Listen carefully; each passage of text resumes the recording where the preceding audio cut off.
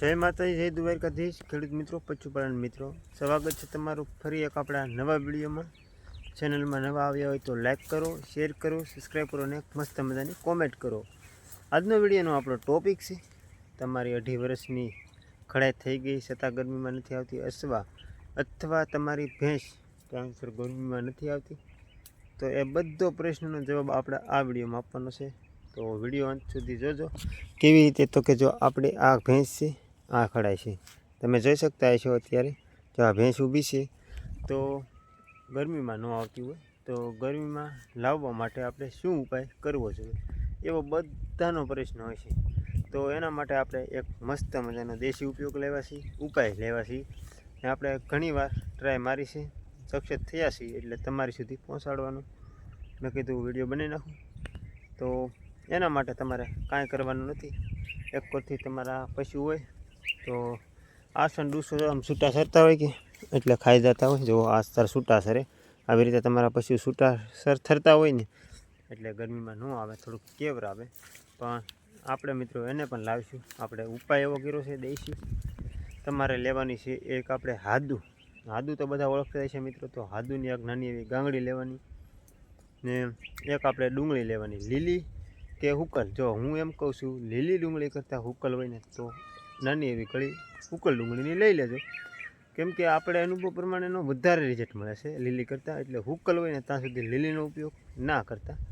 બાકી તો મિત્રો બીજું તો આ બે વસ્તુ લીધા પછી એક રાયફળ લેવાનું, રાયફળ થોડુંક લેવાનું તમારે, એક આવે તો એક લેવાનું, બે હોય તો બે લેવાનું। હું તો એમ કહું છું કે આ બધાની સાથે એક રાખો, મસ્ત રિઝલ્ટ મળશે।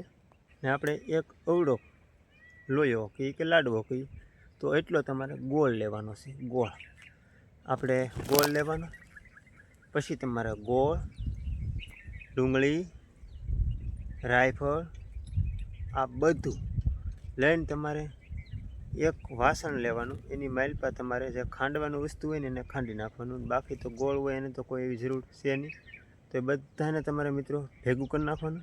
ભેગું કરીને પછી તમારે એને તમારી ખડાઈ છે અથવા ભેંસ છે એને તમને એવું હું તો એમ કહું છું કે રોટલાની જરૂર નહીં, પણ ખાંડની જરૂર નહીં, પણ આમને આપશે ને તો પણ ખાઈ છે, ગોળના કારણે ગળ્યું લાગે કે એટલા માટે।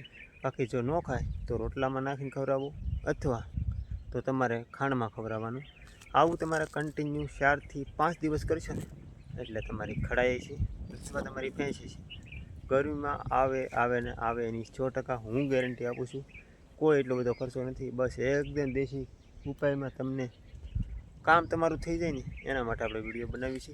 એટલે વધુમાં વધુ આ વિડીયો શેર કરજો, જે ખેડૂત મિત્રો, જે પશુપાલન મિત્રોને કોઈને ઉપયોગી થાય તો આપણે એ બધા કરજો મિત્રો, કેમ કે મારાથી એટલે બધે શેર ના થાય, પણ તમારી સુધી મારો વિડીયો પહોંચી ગયો હોય તો તમે શેર કરો। આવા નવા આપણે જો આ કિંગ ખેતી ચેનલમાંથી તમને વિડીયો જોવા મળશે પશુને લગતા અને ખેતીને લગતા। હમણાંથી ખેતીનો વિડીયો નથી આવ્યો, પણ થોડાક દિવસમાં એકલો ખેતીનો વિડીયો હું બનાવીશ, તો મિત્રોને શેર કરજો, એટલે જેના પશુ ગરમીમાં ના આવતા હોય ને એને પણ આ ફાયદો થાય, અને એ બિચારા દૂધ ખાતા થાય, એના માટે એને ખાલી ખોટા એને હાસવવા એના કરતાં એને ઉપાય મળી જાય તો એનું કામ થઈ જાય।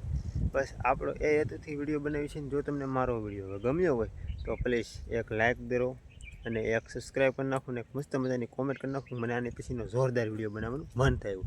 તો હું તમને કોઈ મળું બીજા વિડીયો સાથે, ત્યાં સુધી બધાને જય દ્વારકાધીશ, હર હર મહાદેવ, ટાટા, આવજો।